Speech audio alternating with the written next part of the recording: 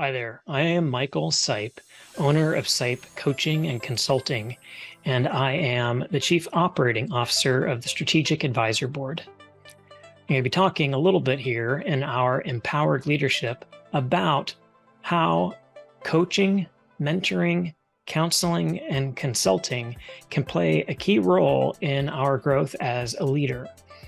So starting off with mentoring, I'm going to talk a little bit about what a mentor might look like.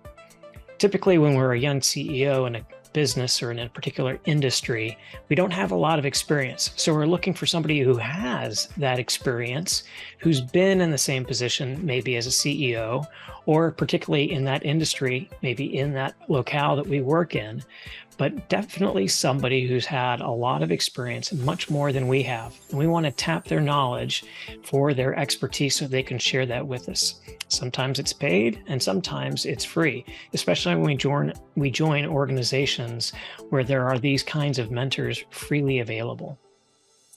Next, I'll talk a little bit about coaching. Obviously, I know a lot about coaching because I'm a coach myself, but specifically, coaching is for people who need access to their own internal answers. In other words, a coach strongly believes that the individual that they are coaching has the answers within themselves. Now, sometimes they're buried in the subconscious. Sometimes they're conscious of the answers they're looking for, or maybe the performance that they want to have, but there's something holding them back. And so the coach is there to help build accountability, build goals, build a system so that a client can move ahead or a business owner can move ahead and overcome the challenges that seem to be holding them back. Now, there's also consulting. Consulting is a very interesting model because there are many forms of consulting. But simply put, consulting is specific expertise that is being used at hand at the time needed. So for example, maybe some new software is being rolled out across the company. So maybe a company might hire a training consultancy to come in and teach the new software that they're going to be using. So that's a very specific kind of thing that's going on, meaning that sometimes we have specific information that needs to be disseminated and worked into a particular organization. Sometimes consulting can just be for one person, meaning maybe you hire somebody new to the position and they have expertise in another area, but now they are working in a new discipline. And so you need to hire an outside consultant to give them the tips and advice they specifically need to be in the new role as maybe director of operations when previously they may have been director of finance. So there's where consulting plays a piece.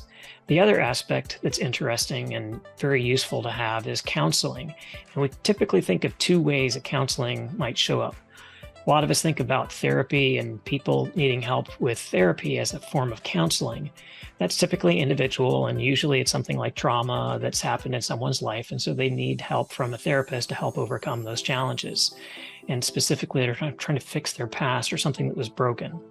Now, counseling can also and more commonly be referred to in the business setting of, hey, somebody is dysfunctional in a particular area, and we need to correct that behavior or correct that those types of incidences that are happening. So counseling tends to be sort of a correcting of things that have gone not quite right. So if you think about all of those, you think of coaching, mentoring, counseling, and consulting. All of them play a very vital role in helping improve an organization, either individually or collectively. So that's your tip today on how to have a little more help around the workplace.